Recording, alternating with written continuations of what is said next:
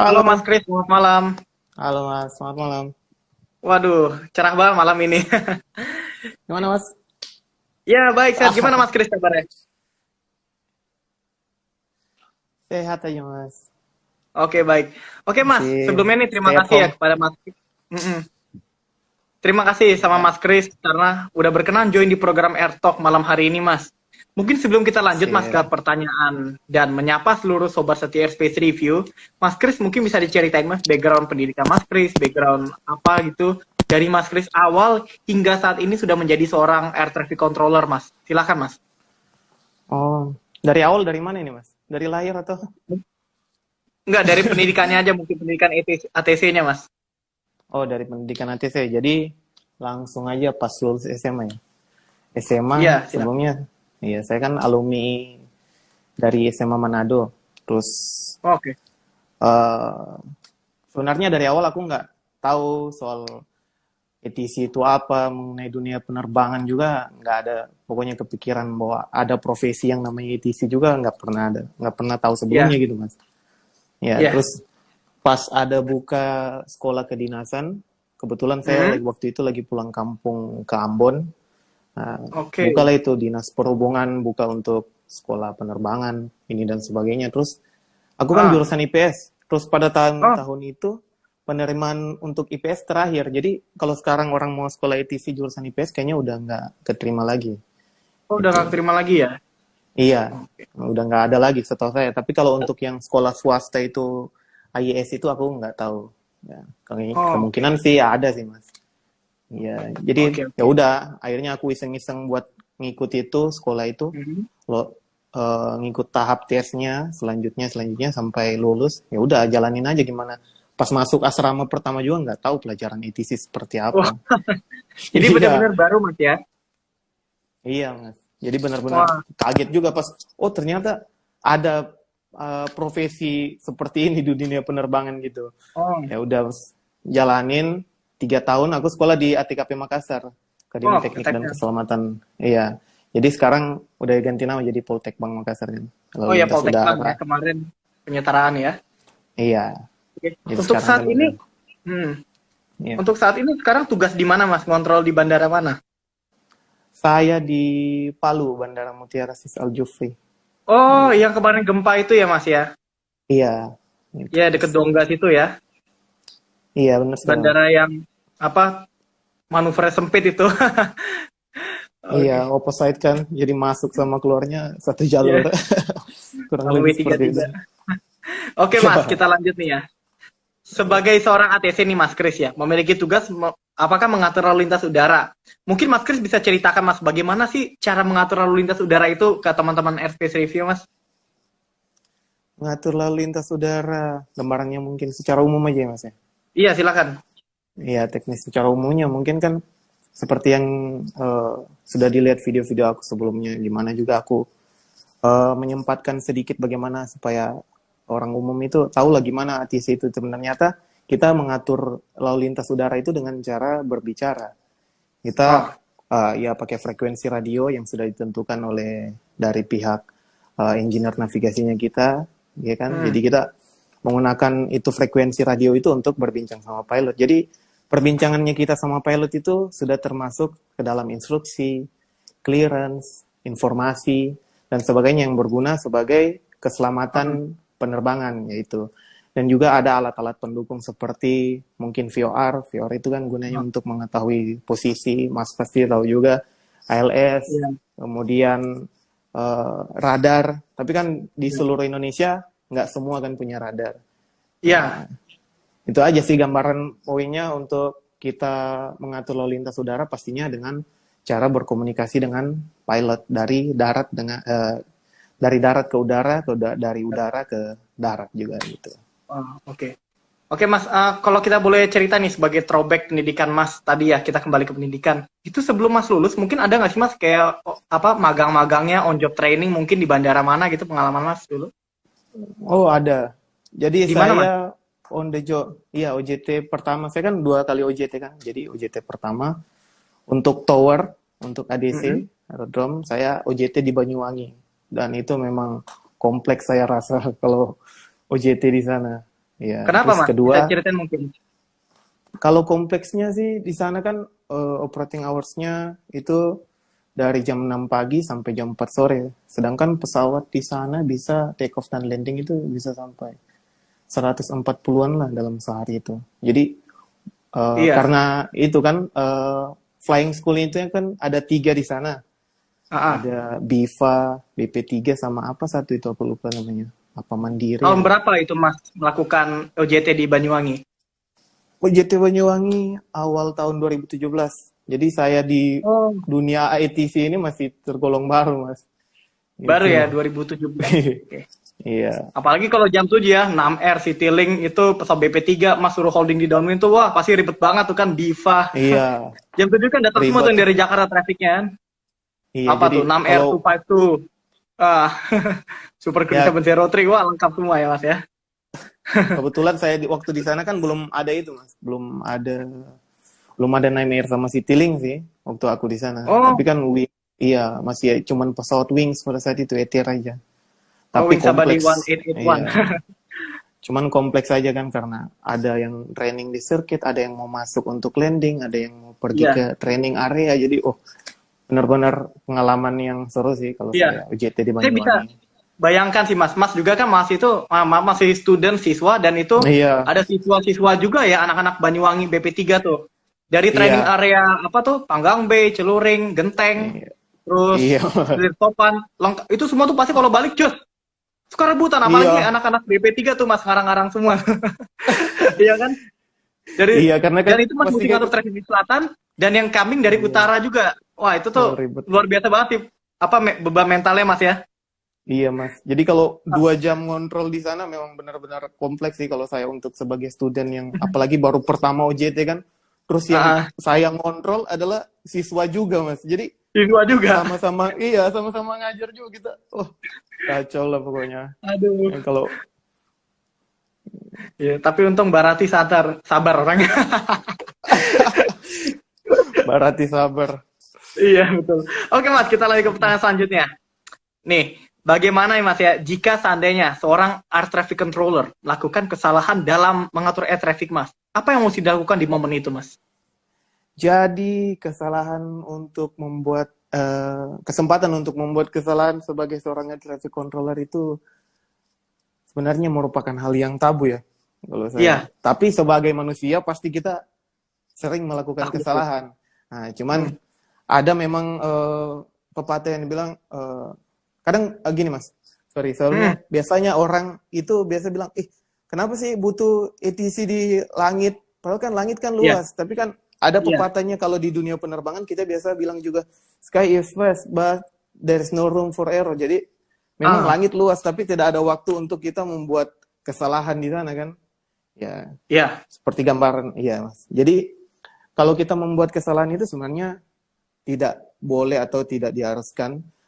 Atau lebih spesifiknya lagi kalau kita membuat kesalahan, kita harus segera memperbaikinya. Jadi dalam hitungan detik itu harus diperbaiki. Jadi itu makanya gunanya ada supervisor, ada temannya iya, kita dalam asisten pada saat kontrol. Makanya shift iya. dinasnya kita itu kan ada 3 orang, ada yang berlaku Hmm, sebagai supervisor itu yang bertanggung jawab untuk bagaimana jalannya traffic pada hari itu kan. Jadi pada iya. saat saya ngontrol umpamanya, jadi bukan cuma menggunakan otak saya atau pikiran saya semata-mata. Jadi ada Hmm. teman-teman di belakang yang bantu koreksi jika saya salah gitu. Jadi kalau ada kesalahan Oh, langsung harus diperbaiki, harus diperbaiki, harus diperbaiki gitu, iya. Mas. Oh.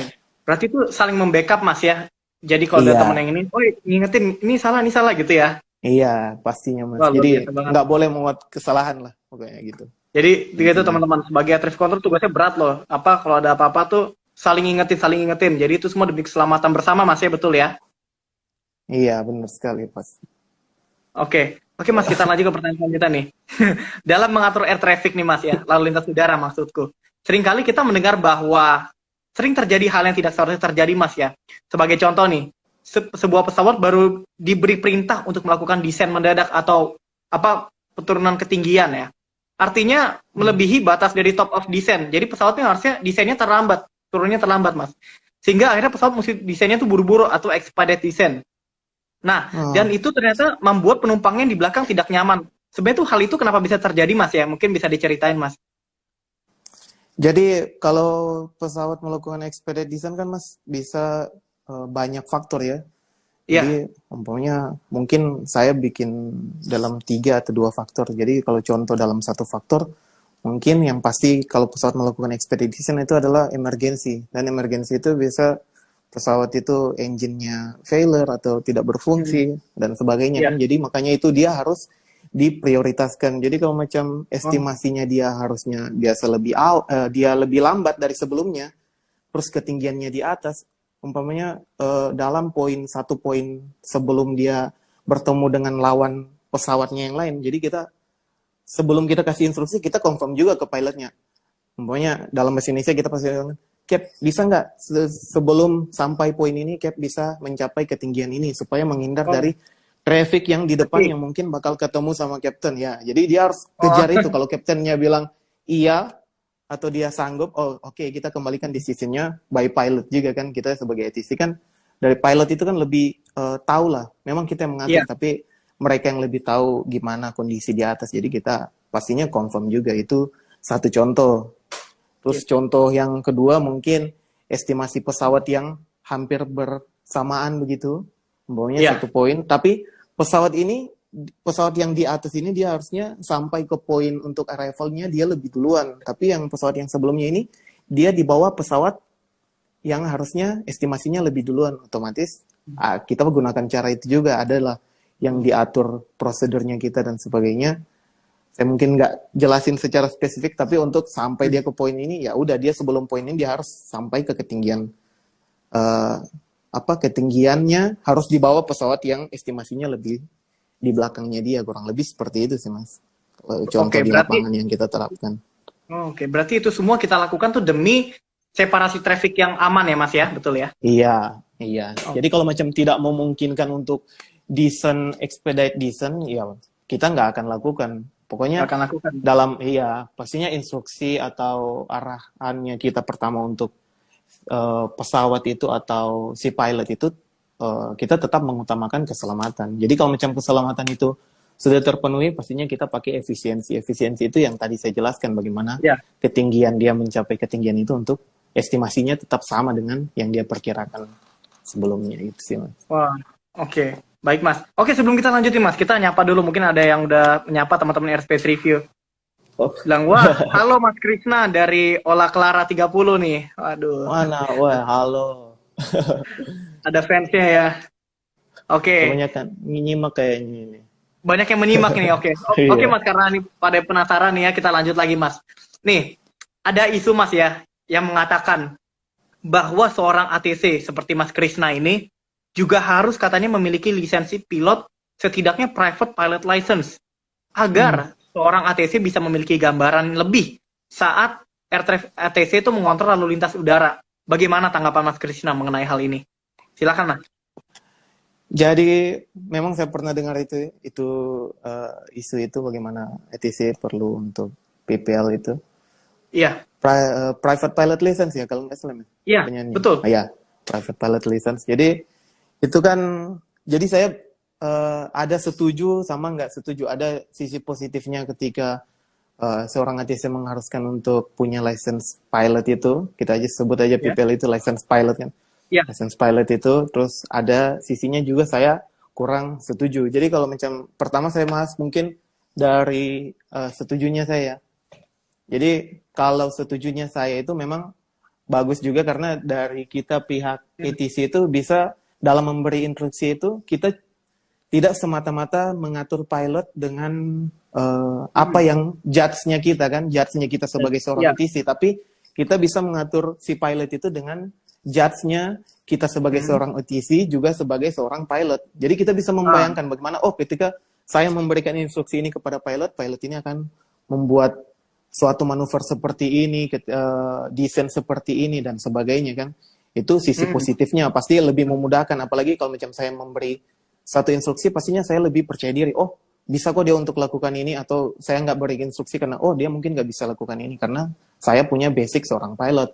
Tapi kalau ah, macam sisi tidak setujunya, iya, untuk seorang pilot menjadi ATC itu sebenarnya hal yang bisa saja, karena ETC itu kan bisa lah kalau macam kita belajar, kalau macam pengalaman saya sih, siapapun itu bisa jadi seorang ETC. Jadi banyak orang Iya. yang mahasiswa yang tanya sama saya, Kak, gimana sih caranya untuk jadi seorang ETC? Tapi saya lulusan MIPA, saya lulusan matematika. Terus saya bilang, Wah, iya. Boleh, kau, boleh. Silakan. iya. Hmm. Terus saya bilang, oh kamu mau lulusan apa aja? Bisa, asalkan kamu sekolah Hmm. ETC dulu. Kamu mau jadi seorang Ya, ETC, kamu harus sekolah ETC dulu. Tapi kalau macam iya. seorang ETC untuk mau menjadi seorang pilot, itu kan harus ada bakat terbang ya Mas, kalau nggak salah. Iya, betul. Ya, bakat terbang. Sedangkan semua orang itu nggak semua bisa, nggak semua iya ya punya bakat terbang kan. Nah, Iya, jadi itu betul. salah satu pertimbangan juga. Terus pilot itu juga kan pekerjaan yang adrenalinnya sangat tinggi kan, nyawa Iya. taruhannya, dan semua ETC itu nggak punya nyali sebaik seorang pilot itu. Jadi saya rasa sih kalau macam nggak setuju ya itu salah satunya. Dan juga kita dalam suatu apalagi dokumen dan aneks yang sudah diatur itu kan kita mempunyai prosedur-prosedur di mana ada decision by pilot seperti yang saya bilang tadi. Jadi Oh, tidak semata-mata kita mengatur pilot itu sesukanya kita, tapi judgement-nya kita perlu. Di samping judgement-nya kita itu untuk menentukan keselamatan penerbangan, tapi pilot itu juga kan bisa memutuskan bahwa kalau macam, oh dia tidak bisa melakukan ini, dia bisa membatalkannya saja. Jadi ah, perlu sama nggak perlu juga tidak jadi masalah sih, karena ada itu yang mengatur tentang decision by pilot gitu Mas. Kalau ada menurut aneks saya. yang mengatur Mas ya dari IQ ya. Iya. Oke Mas, ngomong-ngomong sekolah tadi nih, kan kita tahu Mas Krisna ini kan alumni dari sekolah negeri di ATKP Makassar, sekarang Poltek Bank Makassar. Sebenarnya tuh kalau sekolah ATC itu ada yang swasta nggak sih Mas? Kalau kita boleh tahu? Ya, jadi sekolah ITC itu ada yang swasta Mas. Itu ada baru tahun Gimana? 2016 atau 2017. Itu Ah, dia di base-nya itu kalau nggak salah di Halim, karena ada teman saya sekolah di situ juga. oh, Itu yang di dia Mas sekarang kerjanya Mas emang ya? dulu di negeri. Hmm, Ya, iya dia ya. ada juga. Ini sekarang yang satu angkatan sama saya tahun 2018 ada dari lulusan situ juga. Oh, Itu ada, iya. Jadi sekolahnya itu nama Indonesian Aviation School. Tapi untuk Indonesia. spesifiknya lebih dalam lagi saya belum tahu, karena pada saat angkatan saya nggak ketemu sama mereka. Biasalah kalau Oh, macam dunia penerbangan ini kan saling sesama, apalagi iya, sesama rekan kan pasti kenal, oh kenal pilot ini, kenal ATC ini, iya. kenal, oh saling baku kenal. Jadi makanya biasa bilang, oh dunia penerbangan ini sempit, kita semua bisa saling Iya. kenal ya itu. Cuman sayangnya di angkatan saya cuman itu aja sih. Saya belum ketemu mereka pas OJT gitu Mas. Oke. Oke, Mas, sebelum kita lanjut, kita menyapa dulu para netizen. Mantap Om, sharingnya dari Mas Zulham 390. Wah, dari Kapten Novianto Widadi, IAS, apa nih Cap? Indikator airspeed. Jadi Kapten Novianto kebetulan Kapus Litbang, Transportasi Udara Kementerian Perhubungan. Selamat malam, Kapten. Kami terima kasih Selamat telah malam, bergabung. Ken. Izin kita Oke, sharing. izin Cap, sharing Cap, siap. Oke, ada yang nanya nih Mas, sekolah ATC berapa lama? Mas Kris, silahkan. Sekolah ATC itu tergantung. Jadi ada dari sekolah negeri itu biasa dia buka non-diploma, D3, dan ada juga D4. Jadi kalau tergantung sekolahnya itu berapa lama, juga itu mempengaruhi rating apa yang akan kita dapatkan. Seperti rating tower, rating APP, rating ACC, dan rating radar. Nah, jadi kalau Ya. macam kita non-diploma, otomatis kita akan dapat rating tower saja, khusus tower. Ya, Ya. jadi Oh iya Mas, tower. sorry. Sebelum kita lanjut, saya baru ingat Kapten Novianto ini mantan ketua STPI Curug. Jadi STPI Curug ini sekolah penerbang terbesar di Indonesia. Sebelum yang ini Iya, Kapten Novianto yang menjabat. Jadi segala apa sih pendidikannya itu yang nyusun Kapten Novianto juga paham ya Cap ya mengenai ATC. iya. Iya, Cap. Makasih Cap setelah ini. Iya, Oke Cap. Mas, Jadi lanjut gitu. silakan lagi tadi. Ya, jadi itu kan jadi ada non diploma D3 lebihnya. Jadi untuk saya sekolah di ATKP Makassar pas itu lagi buka D3. Jadi saya sekolahnya 3 tahun. Oke, 3 tahun. Tapi yang 4 tahun pun atau yang 1,5 tahun pun ada Mas Kris ya. Iya, ada. Tergantung Oke. kurikulum dari tiap tahun itu kan, Mas. Oke, jadi Mas Leonardo Dani terjawab ya. Jadi untuk sekolah ATC itu tergantung, kalau mau non diploma tuh D3 ada yang 3 tahun, ada yang 4 tahun, ada bahkan yang lebih cepat Iya. lagi, tergantung programnya. Oke, Iya. kita ke pertanyaan selanjutnya nih. Ada yang nanya, nggak bisa bayangin 140 traffic. Dulu cuman lihat yang sekian traffic aja puyeng. Ah, iya. Ya, Jadi oke. ya kompleks lah. Jadi tingkat kesusahan tiap bandara itu kan beda-beda kan. Kayak macam di Palu. Ya.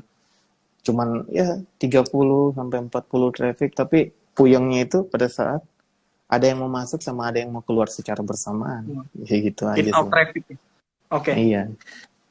Oke, wah, dapat selamat malam Captain dibalas ini malam dari Captain. Malam Cap. Ya. Oke, dari Ola Clara 30 dapat tambahan ilmu lagi. Wah, iya dong. Terima kasih. Stay tune terus ya makanya. Oke, ada lagi nanya nih Mas Kris. Anas 0216. Ada nggak sih orang dari ATC yang beralih menjadi pilot? Ada nggak Gimana sih? Mas Kris? Kalau seorang pilot jadi ATC, ada saya temui. Tapi kalau orang ATC untuk jadi pilot, saya belum temui sih. Tapi itu sih, yang seperti tadi saya bilang, nggak menutup kemungkinan kamu mau jadi ATC, kamu mau dari basicnya ATC, kamu mau engineer, asalkan kamu mau sekolah pilot lagi ya, bisa saja kamu menjadi seorang pilot Oh, sih Mas, ya kan? oke.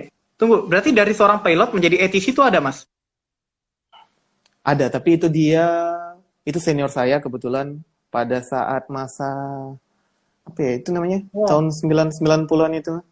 oh, Ya, itu oh iya jadi betul. jadi itu ada senior saya di sini.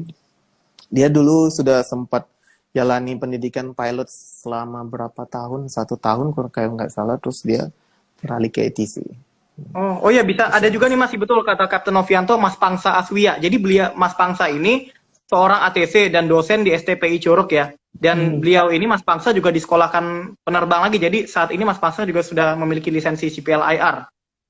Jadi Oh, itu salah mantap satu loh. contoh gitu juga. PNS, Oh iya, pilot juga, ATC juga, dosen juga lengkap. Wah, aduh, luar biasa Mas Pangsa ini. komplit lah. Aduh, komplit ya.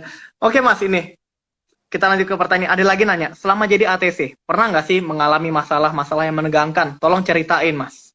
Katanya. Masalah-masalah menegangkan.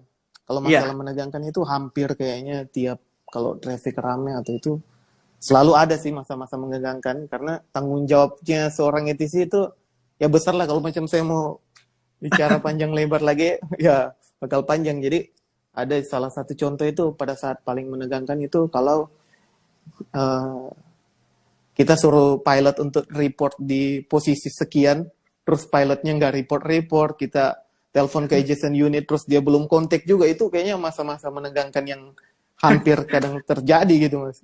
Blind Ya udah spot di mungkin mana Mas itu. ini? Iya, udah di mana ini pesawatnya? Gue belum kontak-kontak juga, nelpon sana sini lah cari tahu. Oh sampai kalau udah kontak langsung, lega itu pokoknya selamat lah. Jadi begitu ya Mas ya. Itu kalau pilot nggak ngabarin tuh, orang kalau nggak dikabarin tuh pasti dak dikduk Mas ya. Iya, oh dak dikduk Mas. Aduh, Mana saya itu emang aku? bener orang tuh kalau nggak dikabarin, kayak termasuk Mas mungkin kalau punya pacar, pacar nggak ngabarin pasti dak dikdukan. Wah, Iya so, lah. ya. Oke Mas, masa tegang mulu dari tadi kan. Oke Mas, kita lanjut lagi ke Hmm. pertanyaan selanjutnya nih.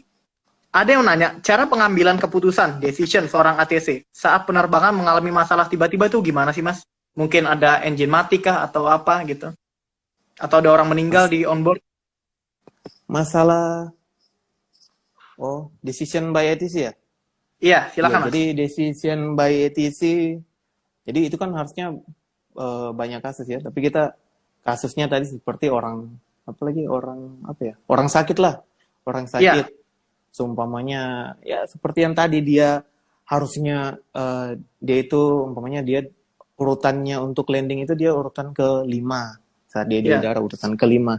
Entah bagaimanapun caranya kita harus buat untuk pesawat yang mengalami masalah ini dia harus menjadi urutan pertama untuk landing. Dan itu Oh, sebelum dia landing asistennya kita harus koordinasi sama yang eh, pihak-pihak support yang di darat seperti ambulans, pemadam kebakaran dan sebagainya itu untuk membantu evakuasi pada saat di darat. Jadi kita sudah memaksimalkan dia pada saat di udara untuk dia cepat sampai ke darat dan juga kita harus mempersiapkan penanganannya pada saat dia landing nanti gitu Mas. oke. Berarti semua dipersiapkan tuh koordinasi repot juga Mas ya. Apa ya bisa ke orang ground, orang Iya, apa gitu ya. iya. Oke. Oke Mas. Ada lagi nih nanya nih. Kalau seumpama ada pesawat mau take off dan sudah hampir di ujung runway, mendadak ada warning mayday mayday. What would you do? Gimana Mas itu? Oh, ini pertanyaan menantang ini. Jadi kalau macam ini sudah take off terus Mayday. Mayday itu berarti dia itu mengalami emergensi kan. Ya. Jadi ini bisa kita tidak bisa kita membayangkan atau kita mengambil keputusan dengan cara berpikir orang lain untuk kita pada saat menangani pesawat emergensi itu kita harus lihat kondisi kan. So, itu gunanya kita pada saat pesawat mau take off kita harus melihat pesawat itu dia udah mau sampai di mana juga. Dia posisinya di mana, dia udah airborne belum.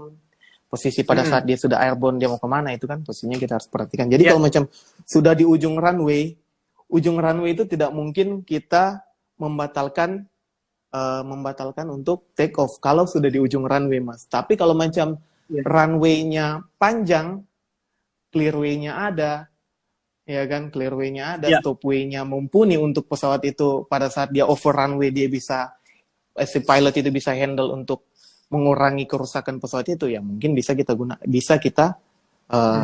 melakukan pembatalan. Tapi kalau macam di ujung runway, kalau pandangan saya sebagai seorang ATC, mending saya terbangkan terus dia gliding untuk dia kembali landing kalau saya sih Mas. Tapi tergantung juga. Kalau macam pilotnya decision untuk nggak bisa terbang atau dia mau stop, ya dia punya kewenangan juga untuk decision untuk memberhentikan pesawat. Tapi kalau saya, kalau sudah di ujung runway itu kan nggak mungkin lagi untuk berhenti karena seperti yang kita lihat atau kita tahu kan pesawat kan lari dengan kecepatan yang sangat-sangat cepat pada saat dia mau take off gitu Mas. Jadi kalau macam untuk aborted take off semuanya dalam dalam dunia penerbangan kan itu kan ada yang namanya aborted take off yaitu sangat berbahaya sebenarnya. Iya, aborted take off itu. Oke. Wah, berarti terjawab ya untuk Om Goblin nih. Jadi kembali lagi keputusannya itu ada di pilot. ATC bisa mengarahkan, bisa membantu, tapi semua lagi di pilot, betul ya Mas ya? Iya. Oke. Ada lagi yang nanya, terabas aja lah. Waduh, bisa aja nih. Oke, dan nanya nih, Mas, kalau jangkauan radar bandara komersil tuh berapa kilometer ya? Mungkin Mas bisa jelasin. Jadi kalau macam jangkauan radar, ini satu ilmu lagi yang harus sebenarnya masyarakat umum banyak yang belum tahu. Jadi semua bandara di Indonesia itu nggak semua punya radar. Jadi apalagi bandara-bandara kecil kayak di Palu ini belum ada radar. Belum ada ya? Kan? Iya, kalaupun ada radar itu tidak melakukan prosedur radar, hanya memakainya sebagai monitoring, sebagai acuannya saja untuk monitor. Tapi prosedur dalam mengontrol pesawat tetap melakukan prosedur kontrol secara prosedural. Jadi kalau prosedural itu kan kita mengatur dengan cara reporting by pilot, ya kan, posisinya pilot. Jadi posisi ketinggiannya itu kita dapat dari reporting by pilot. Jadi radarnya seorang ATC yang tidak memiliki alat radar di tempat itu, yaitu radarnya di otaknya kita masing-masing gitu sih Mas. Jadi kalau macam jadi kalau jangkauan radar sih itu biasa tinggi, apalagi kondisi geografis itu sangat berpengaruh. Jadi tiap-tiap bandara itu beda ya Mas. Kalau radarnya itu kondisi geografisnya itu ya berpengaruh. Umpamanya ketinggian gunung, curah hujan itu kan berpengaruh terhadap sinyal radar. Jadi berbeda-beda itu Mas. Oke, berarti kalau kayak contoh di Palu mungkin itu berarti dia under ujung kontrol mungkin Mas ya? Iya. Oke, berarti ada apa-apa ke Makassar juga karena yang terdekat radarnya teman-teman ya gitu ya Mas ya? Iya. Oke, ada yang nanya lagi nih Mas nih. Mas Kris sudah berapa lama tugas di Bandara Palu? Oh iya Mas Kris, coba deh. Ini biar lengkap nih. Mungkin pengalaman dari Mas Kris OJT tadi dari Majuwangi kemana aja sampai ke Palu tuh di mana aja sih Mas? Boleh ceritain Mas dari awal pengalaman ngontrolnya. Jadi saya OJT pertama Banyuwangi, terus OJT kedua saya di approach control area. Jadi saya dapat di Palu dan kebetulan saya balik.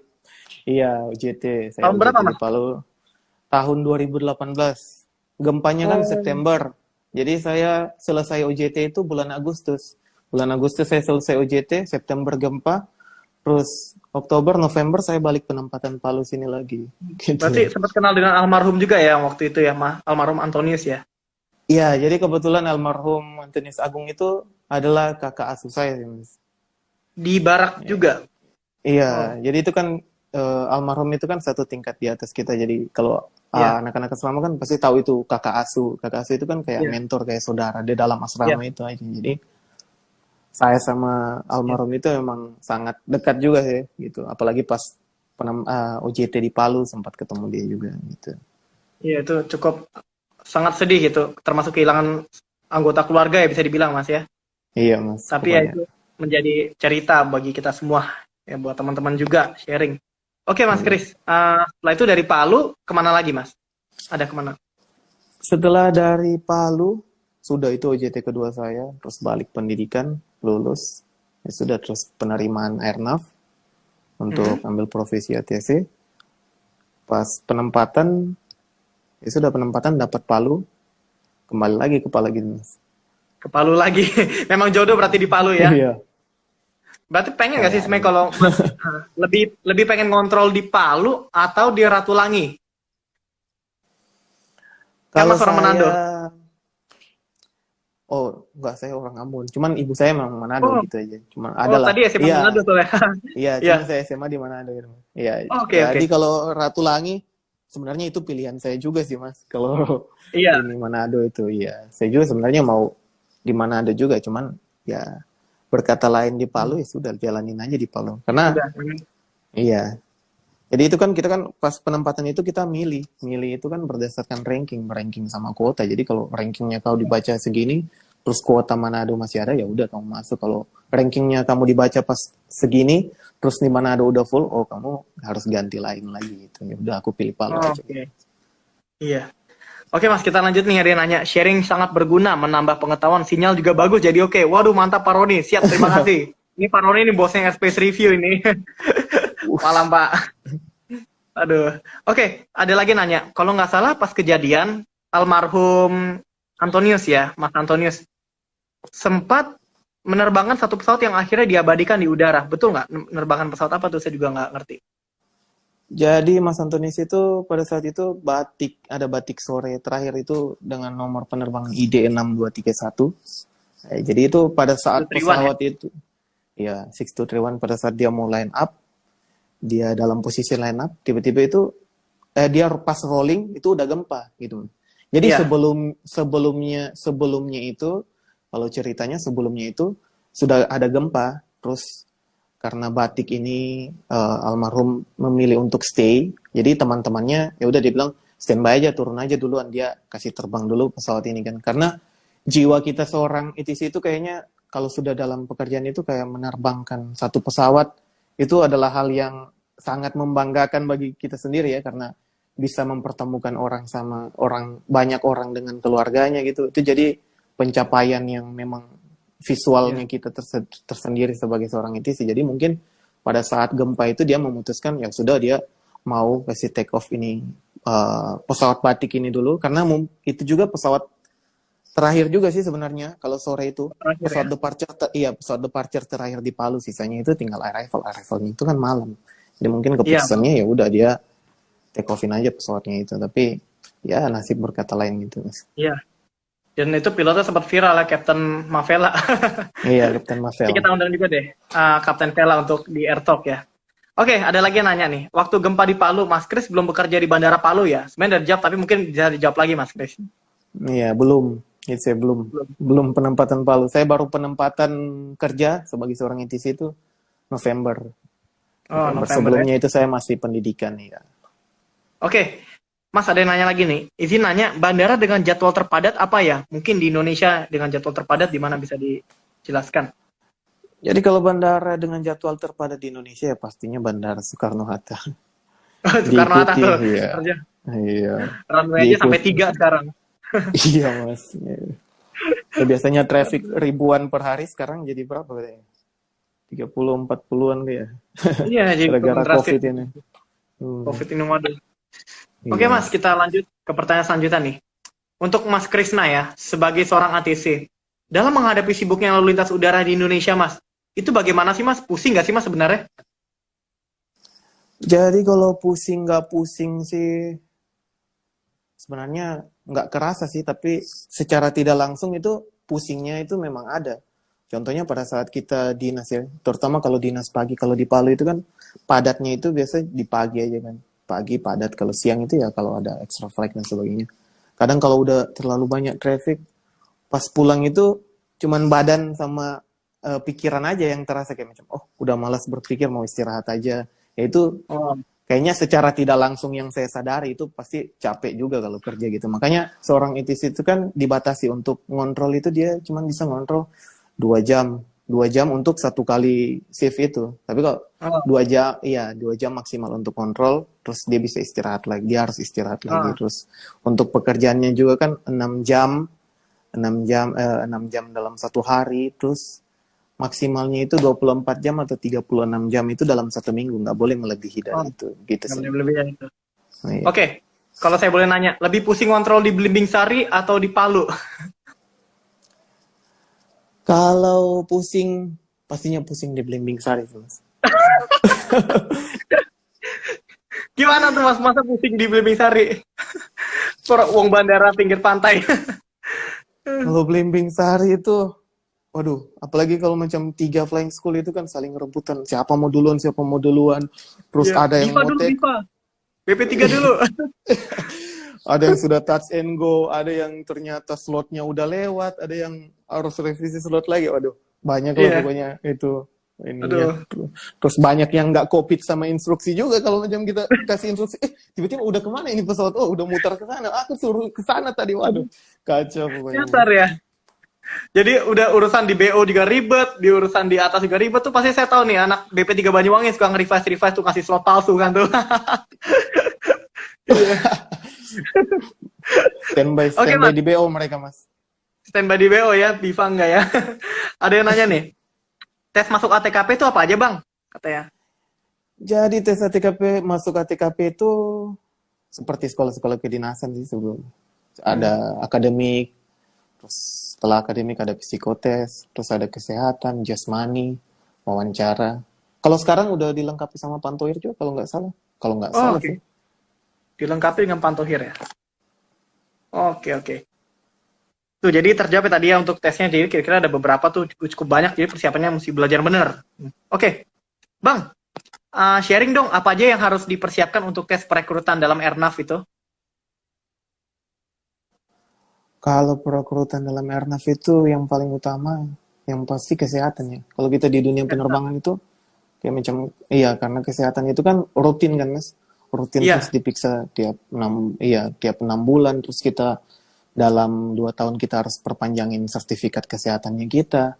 Nah itu pertama kesehatan. Terus kalau macam di samping kesehatan pastinya yaitu pengetahuan kita tentang bidangnya kita dan juga bahasa Inggris pastinya ya. Karena macam dunia penerbangan itu ya dihadapkan dengan bahasa yang baku yang nggak bisa diganggu Iya. gugat ya itu. Ya, jadi itu aja sih, Mas. Oke, itu kurang lebih ya. Ada yang nanya lagi nih. Komunikasi pilot dengan ATC, itu apakah selama pesawat mengudara atau nanti beberapa menit sebelum landing? Mungkin bisa dijelasin nih. Jadi komunikasi dengan pilot ya pasti dari pesawat itu block on block off itu keluar dari tempat parkir sampai lagi ke tempat parkirnya di bandara tujuannya dia komunikasi dengan seorang ATC, tapi komunikasinya bukan ngerumpi sepanjang jalan begitu ATC. Jadi berdasarkan itu kan sudah lot of communication. Jadi yang penting-pentingnya saja yang berkaitan dengan informasi keselamatan yaitu tetap kita berkomunikasi dengan pilot di udara. Gitu. Oke, oke Mas, siap. Mas, kita kan dari tadi sudah bincang-bincang tuh terlalu serius banget sih kayaknya, ya nggak sih Mas? Sekarang nih, biar agak nyantai dikit Mas, mungkin bisa dicontohin dong gimana cara Mas Krisna kalau lagi mengontrol Mas, ngasih perintah ke pilot, gimana silakan Mas. Ngasih perintah. Contoh dari mana ya? Pesawat take off atau pesawat landing gimana? Mungkin pesawat mau approach sampai landing, apa Batik Air kayak contoh pesawatnya. Oh, Batik Air. Jadi dia Coba. sendiri ya? Ya, jadi kalau macam contohnya kan kita kan dikasih kalau dia udah mau passing level 245 udah masuk daerahnya kita kan. Jadi kalau pertama karena kita belum ada apa lagi namanya? Kita masih kasih meter secara manual kan. Ya, Iya. kita mesti kasih meter secara manual. Jadi kalau pesawat saya jadi pilot sama jadi ATC ya. Contohnya Mutiara, this is Batik 6230 coming from Makassar to Palu, Mhm. maintaining flight level 250, position 63 DMA Papa Alpha 5 and crossing radial 230.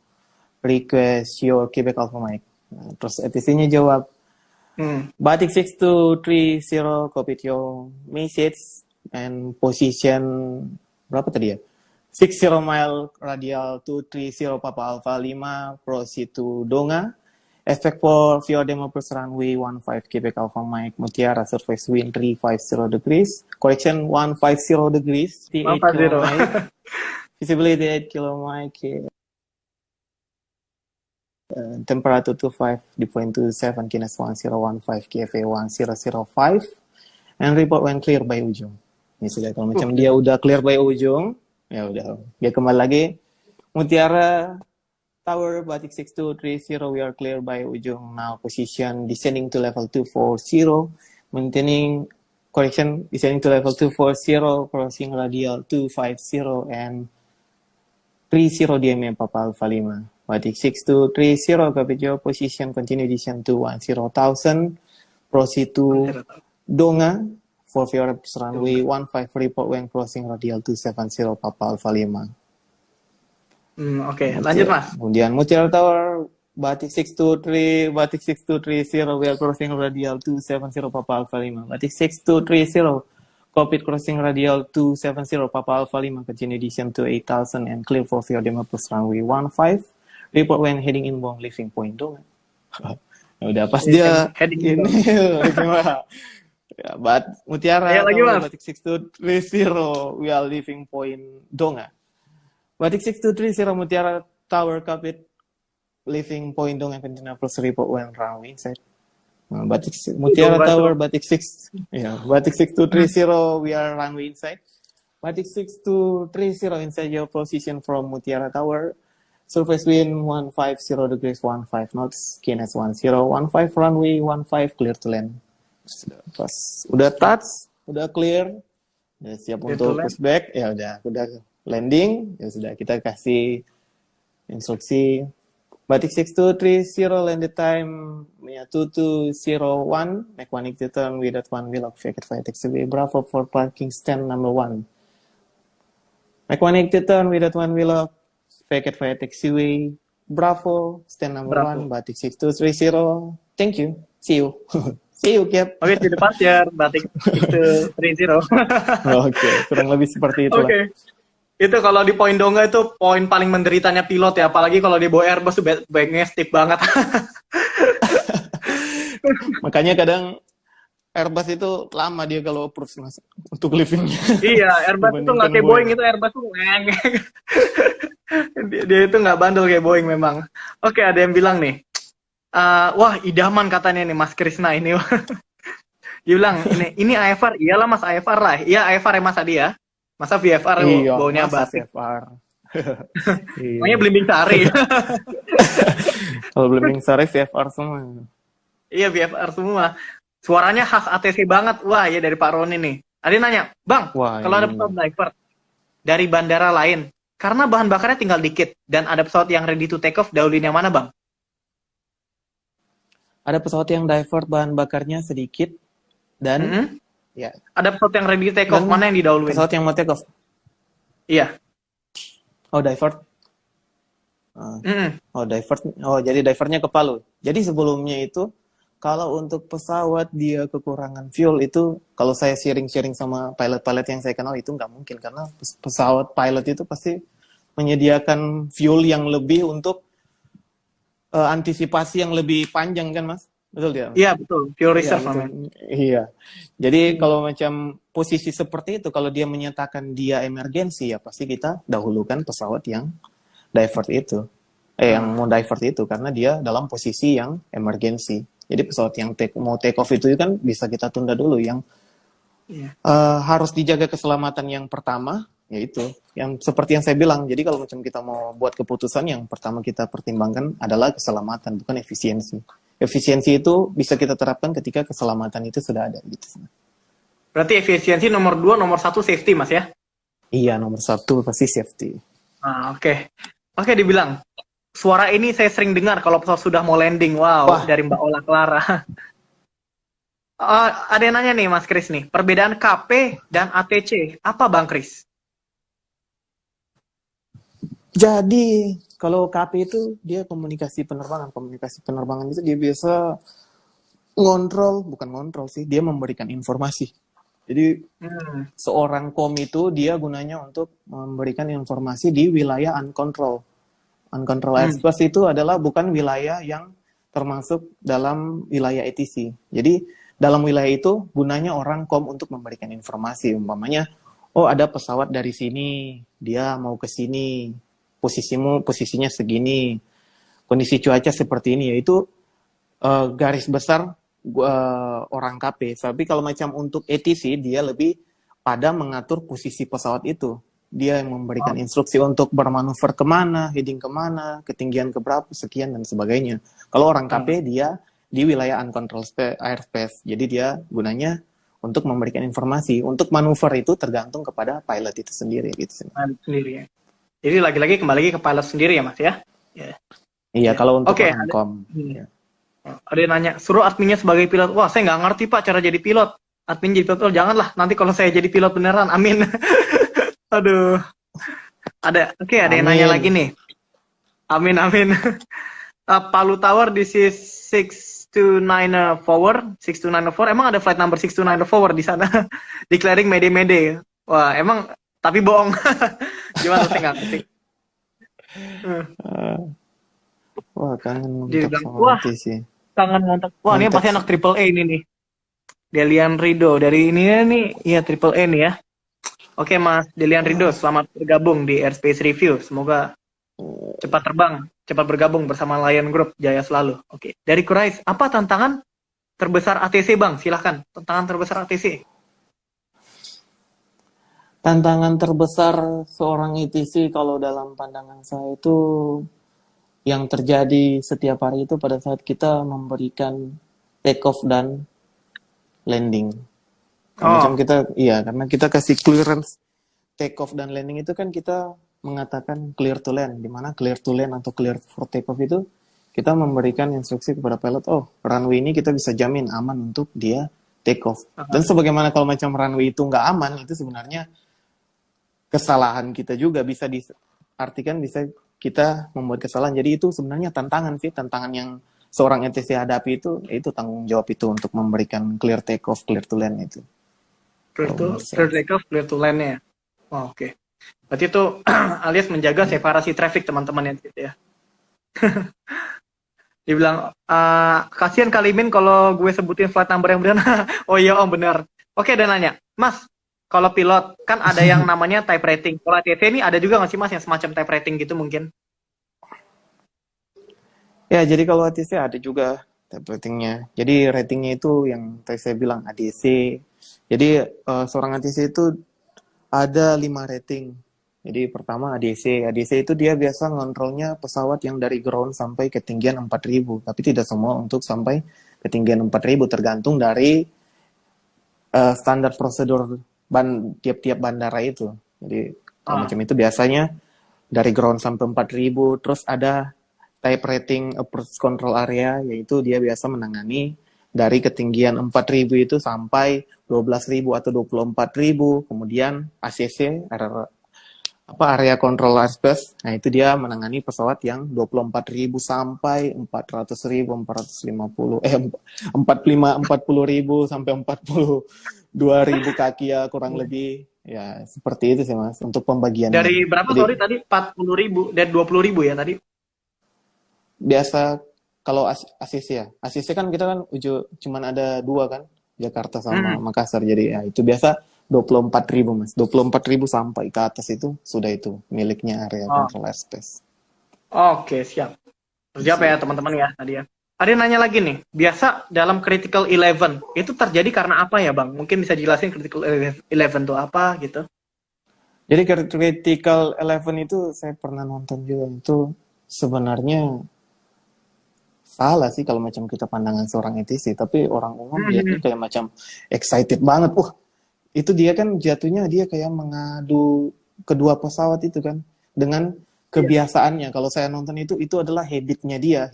Oh, dia biasa dapat traffic jam segini. Kalau macam traffic ini udah landing dan ini udah take off dalam waktu segini, oh udah aman dia. Tapi pada saat dia pesawat itu mau landing, terjadi Hmm. dia pesawat itu dapat gusting ya mas. Gusting sebutannya, Iya.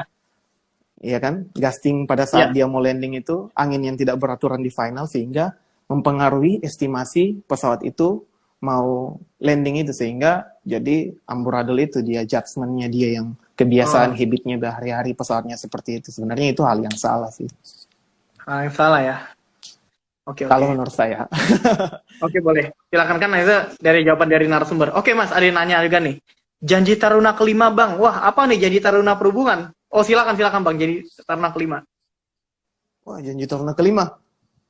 Senantiasa membina hubungan antar taruna dan alumni. Iya, itu Senantiasa ya. minat apa alumni apa ATKP Makassar. Makassar. Ya, Aduh, luar biasa nih sudah mantan Taruna tapi masih apal ya. Oke, ada yang nanya. Wah, ini kayaknya Mas Kris ini banyak fansnya nih. Bang, udah punya pacar belum? Ditanyain nih sama Kamila. Mila. Hmm, Belum.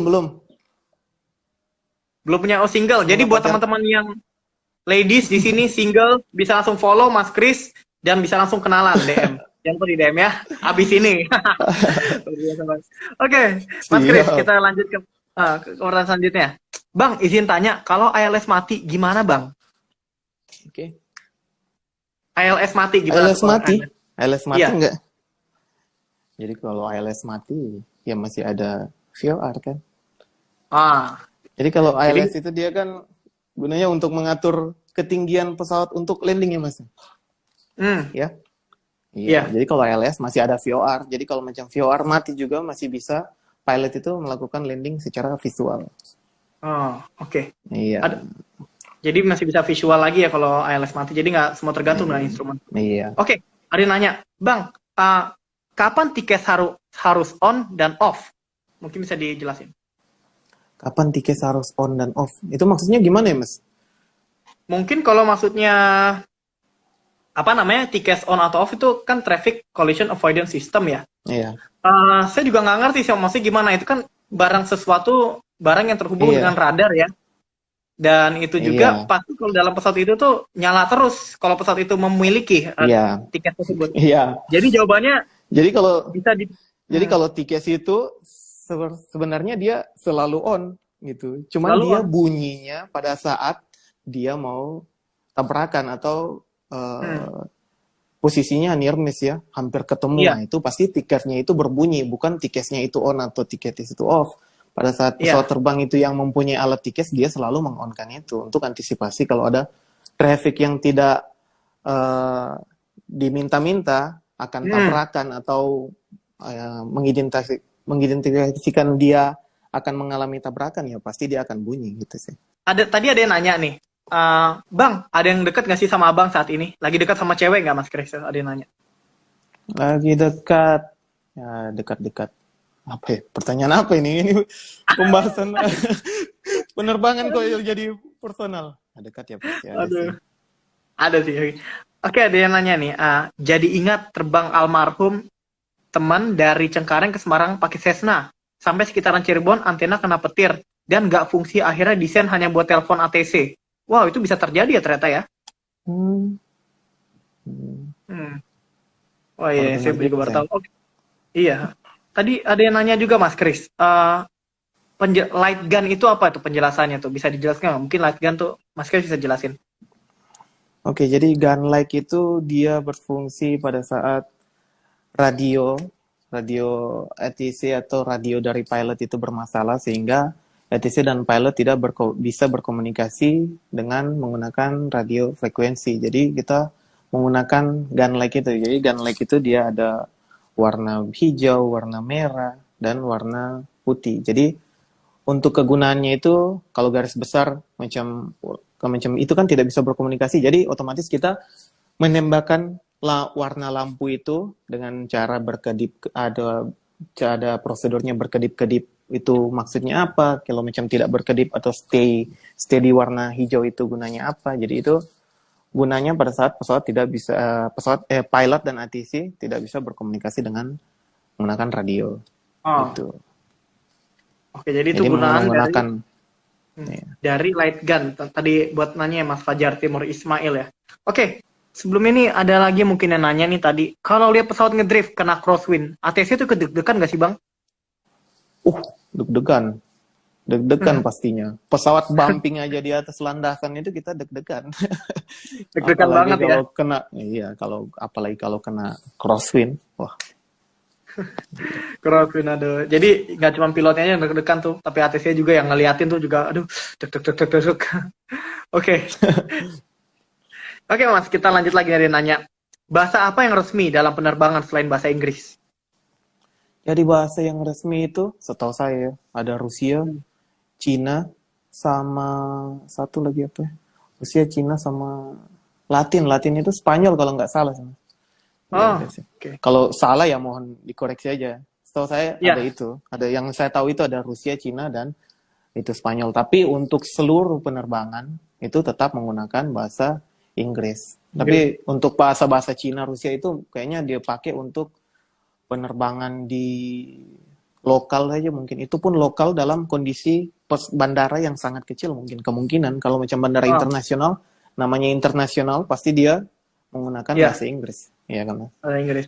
Iya. Oke, jadi terjawab ya teman-teman tadi untuk masalah bahasa, yaitu kembali lagi Inggris, tapi ada lagi seperti Rusia, Cina, dan Latin. Oke Mas Kris, ada yang nanya nih. Pernah nggak sih ngerespon pilot yang tidak sopan, jadi artinya pilotnya tuh nggak sopan sama ATC? Pernah nggak Mas? Pernah pastinya. Gimana tuh? Sudah Mungkin bisa ceritain. kondisi lapangan, yaitu kayaknya apa ya? Kalau jawabnya itu pasti ada kayak macam pilot kesal atau gimana. Tapi tugasnya kita di darat itu kan kita harus tetap menjaga psikotis pilot itu pada saat dia menerbangkan pesawat kan. Jadi kalau macam pilot udah kesal atau apa, kita harus tetap menjaga moodnya pilot sehingga dia bisa menerbangkan pesawat dengan aman dan lancar. Jadi gunanya ATC juga kan untuk memberikan pelayanan itu kepada siapa? Kepada pilot. Jadi selaku pelayan kita harus melayani pilot dengan baik gitu. Sebaliknya ya gitu juga, kita saling percaya aja lah pokoknya untuk pilot sama ATC gimana untuk keselamatan itu terjadi gitu Mas. Oke, wah luar biasa banget Mas. Jadi Mas Kris ini benar-benar didoktrin untuk memberi pelayanan terbaik kepada siapapun Mas ya. Khususnya pilot. Gitu teman-teman. Oke. Lanjut lagi. Ada lagi yang nanya nih dari netizen. Biasa saya lihat ada pesawat yang melintas di udara yang mengeluarkan asap putih dan membentuk garis lurus. Itu ada kontak nggak sih sama pihak ATC masih ngeluarin asap gitu? Mungkin jelasin Mas itu asap putih apa tuh? Aduh, jadi itu adalah turbulensi dari pesawat ya. Jadi itu kalau macam engine pesawat itu kan panas, dia mengeluarkan hawa panas. Terus di atas itu dengan ketinggian udaranya dingin sehingga terjadinya asap itu, dia mengeluarkan asap itu. Sebenarnya bukan asap tapi turbulensi yang dihasilkan dari engine pesawat itu. Dia konteks sama ATC, iya. Karena sekarang dalam udara itu semuanya serba diatur. Seperti peraturan Menteri Perhubungan Udara, Dirjen Perhubungan Udara yang mengatakan drone dengan ketinggian 500 kaki ke atas harus melaporkan kepada pihak bandara atau pihak air traffic controller gitu. Peraturannya ini kapan keluar Mas kalau boleh tahu? Udah setahun kah atau berapa bulan lalu? Kayaknya udah setahun berjalan sih Mas. Jadi itu berlaku untuk wilayah yang KKOP gitu Mas. Jadi termasuk wilayah KKOP itu kan? Iya. KKOP itu apa? Mungkin bisa dijelasin Mas.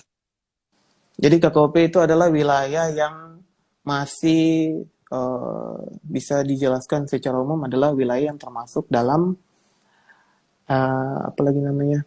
Airside.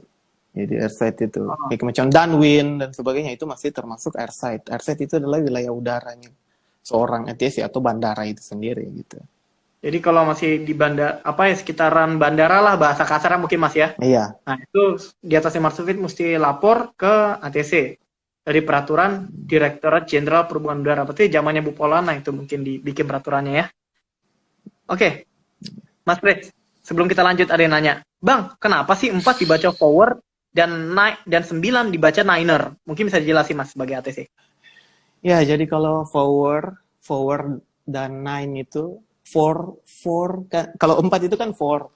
Jadi kalau macam di frekuensi itu kan yang saya pelajari adalah suaranya kita itu tidak bisa keluar dengan tidak mungkin yang kita bilang sekarang ini keluar di pilot itu juga dengan nada seperti itu, pasti ada kresek-kreseknya dan sebagainya.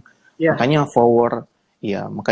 forward 4 itu dibilang forward supaya tidak diasumsikan bahwa itu adalah for dalam bahasa Indonesianya untuk, ya Iya. gitu.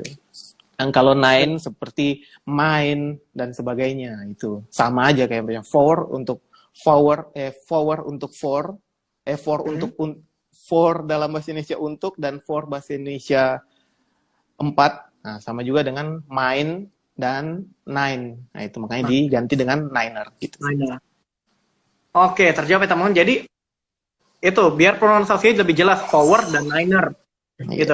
Oke Mas Kris. Saya mau nanya lagi nih kepada Mas Kris. Menurut Mas Kris saat ini ya, navigasi penerbangan, airway route dan lainnya di Indonesia, ini kurangnya di bagian mana ya Mas ya? Agar navigasi penerbangan Indonesia tuh menjadi lebih baik lagi Mas. Silakan Mas. Kalau penerbangan navigasi Indonesia menjadi lebih baik, kalau jawaban saya sebagai junior ATC, sepertinya sekarang sudah mulai berbenah sih, seperti adanya AirNav, PBN, RNP, dan sebagainya yang kita udah dengarkan, di mana nanti ada airway-nya itu di mana pesawat datang dan pesawat berangkat dan pesawat datang mempunyai jalur yang terpisah. Ya kalau macam sekarang kan masih ada airway yang di mana satu jalur itu dipakai untuk pesawat arrival dan pesawat departure. Nah itu sekarang mulai separasikan dia. Nah, cuman memang koordinasi dan edukasi dari pihak ATC, ground, dan pilot itu kadang masih belum terkoordinir dengan baik sih kalau menurut saya. Karena seumpamanya biasa ada pesawat yang dia mampu untuk melakukan performance seperti RNP, AirNav, dan PBN. Hanya saja dalam dia membuat flight plan yang kita terima sebagai seorang ATC, karena kita untuk mengetahui kemampuan pesawat, kita acuannya seorang ATC adalah flight plan itu kan, karena secara tertulis. Betul.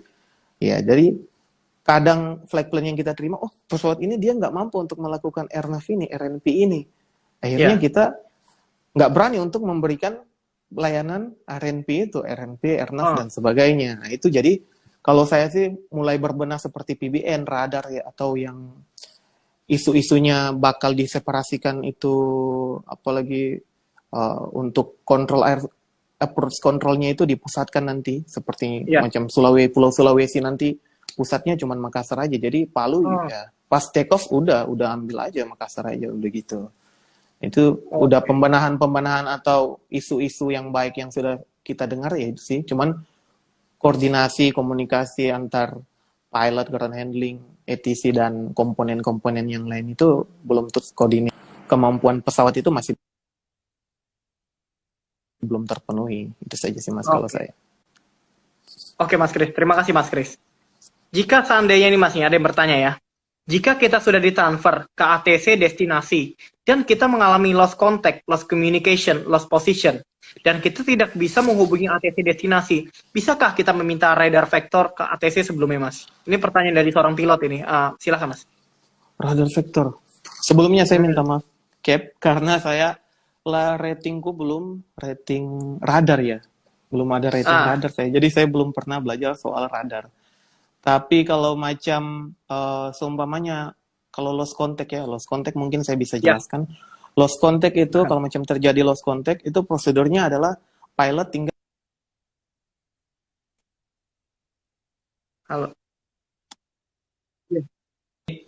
Kalau lost contact itu pilot hanya tinggal mengikuti flight plan atau route of flight itu dari flight plan yang pilot isi. Sehingga ATC bisa membersihkan, istilahnya bisa membersihkan jalannya itu ke depan itu. Jalannya di depan itu, iya, kita bisa membersihkan kalau macam dia sudah lost contact. Jadi kalau macam ada, pesawat tidak kontak selama berapa menit, 30 menit, 45 menit, 1 jam, sehingga dikatakan dia mengalami kecelakaan atau bisa diasumsikan. Nah, itu dan sebagainya, itu kan prosedurnya sudah ada untuk si pilot mengikuti. Kalau macam lost contact ya itu dia mengikuti flight plan dan ATC cuman tinggal membersihkan jalannya aja depan. Jadi pesawat-pesawat yang akan crossing di depan bakal di uh, di apa dipisahkan dari route of flight dari pesawat yang hilang kontak itu sehingga dia bisa sampai ke destinasi aerodrome-nya itu dengan selamat gitu sih Mas. Kalau Oke, terima kasih prosedur yang banyak. saya belajar ya. Oke, terima kasih Mas Kris. Oke, Mas Kris, kita lanjut ke pertanyaan selanjutnya. Jika bisa memilih untuk Mas Kris ya, jika Mas Kris diberi kesempatan untuk menjadi seorang pilot, seperti kita tahu almarhum Mas Harvino yang kecelakaan dalam Lion Air, Lion Inter 610 dulu, itu merupakan sebelumnya seorang ATC, Mas, dan menjadi seorang pilot, disekolahkan. Saya nggak tahu dapat beasiswa dari mana, mungkin dari Airnav kah?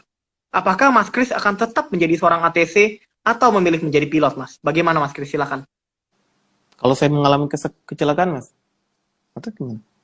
Gimana, sorry? Maksudnya gimana tadi Mas? Yang terakhir? Gini, jika Mas Kris diberi kesempatan untuk menjadi seorang pilot nih Mas ya, seperti Mas Arvino yang kita tahu Mas Arvino almarhum ya, yang kecelakaan dalam Lion Air 610 itu sebelumnya seorang ATC dan menjadi seorang pilot yang diberikan beasiswa.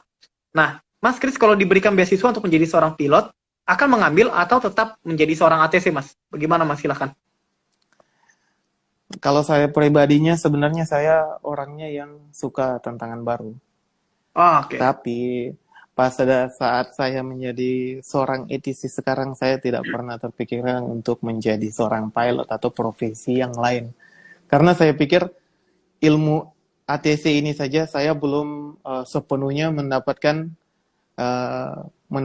ilmu yang benar-benar yang apa ya, benar-benar full ya istilahnya. Karena saya lihat senior-senior saya saja masih belajar tentang ilmu ATC dan saya masih posisinya sekarang yang saya jalan kerja baru 2 tahun, saya masih penasaran lagi tentang ATC. Saya belum pernah ngontrol bagaimana rasa ngontrol di unit ACC, area control airspace kan, seperti pesawat yang antar luar negeri dan sebagainya. Saya belum pernah ngontrol di radar, jadi untuk posisi sekarang saya tidak pernah tertarik untuk menjadi seorang pilot sih. Karena saya sudah cinta banget sama ATC sih Mas. Sudah cinta ATC, oke. Makasih Mas Kris. Oke, Mas Kris ada yang nanya nih ya. Jam kerja ATC itu per hari berapa jam sih Mas? Ada nggak sih batasannya dalam sebulan berapa jam gitu? Kalau pilot kan 110 jam maksimal dalam sebulan. Kalau ATC itu berapa Mas mungkin? Ya, jadi kalau ATC yang tadi saya bilang itu 24 jam atau 36 jam kalau nggak salah.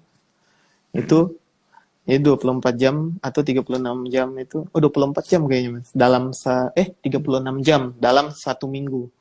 Nah, itu nggak boleh kerja selama 1 minggu itu melebihi dari 36 jam itu. Begitu juga dengan, tapi 36 jam itu bukan sepenuhnya kita ngontrol. Jadi kalau kita kerja dari jam 6 sampai jam 12, ya kita ngontrol palingan cuma dari jam 6 sampai jam 8. Karena ada ketentuannya kita juga ngontrol pesawat itu cuman maksimal 2 jam. Karena ada penelitian yang mengatakan maksimal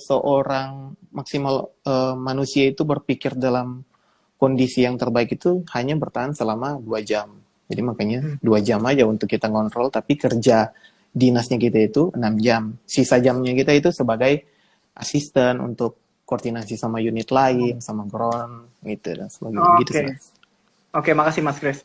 Oke, ada yang bilang nih, wah pasti menyenangkan ya pekerjaan sebagai petugas ATC, karena dia nentuin pesawat bisa landing atau enggak. Terima kasih tambahan atas pengetahuannya Mas Kris ya. Salam kenal juga, saya dari Palu, semoga bisa sharing lagi dari Ola Kerala 30. Makasih Mbak Ola Kerala. Siap. Oke, langsung kita lanjut lagi. Mungkin ada yang nanya lagi nggak ya? Sebelum kita akhiri Air Talk malam ini. Oke, pesawat yang lewat di kontrol area ATC, apakah bisa bayar jasa ATC, Mas? Maksudnya gimana nih? Mungkin bisa jawab. Pesawat yang cuma lewat di kontrol area ATC, apakah bayar jasa ATC? Jadi, kalau bukan bayar ATC ya, bayar ke negara. Bayar ke negara.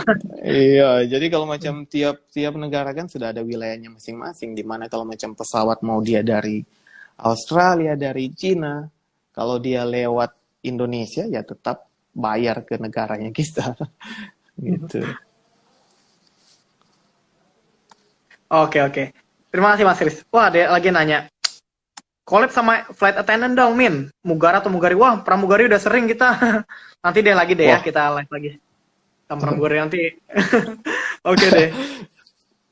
Iya, kita soalnya gitu, Mas. Ada beberapa yang kita ajak join juga, orang-orang yang di sekitar berperan dalam dunia penerbangan gitu lah pastinya. Oke, Mas Kris. Iya. Sebelumnya ini kita makasih banyak nih Mas Kris sudah bergabung di Airtalk, sudah 1 jam lebih Mas Kris bergabung di sini ya Mas ya, dan sudah banyak sharing kepada teman-teman. Oke Mas Kris, yang terakhir nih Mas Kris, kesan dan pesan Mas Kris untuk Sobat Airspace Review Mas, bisa mungkin silakan Mas Kris. Kesan saya sih sebenarnya pertama merasa bangga atau terhormat juga sih diundang sama Mas Rahmat ya untuk Iya, terima kasih Mas Kris. join live di sini karena memang dari awal saya kerja atau dari pendidikan saya mau kadang ngerasa gitu kayak macam orang biasa nanya ETC itu apa sih? Oh yang parkir begini apa gunanya?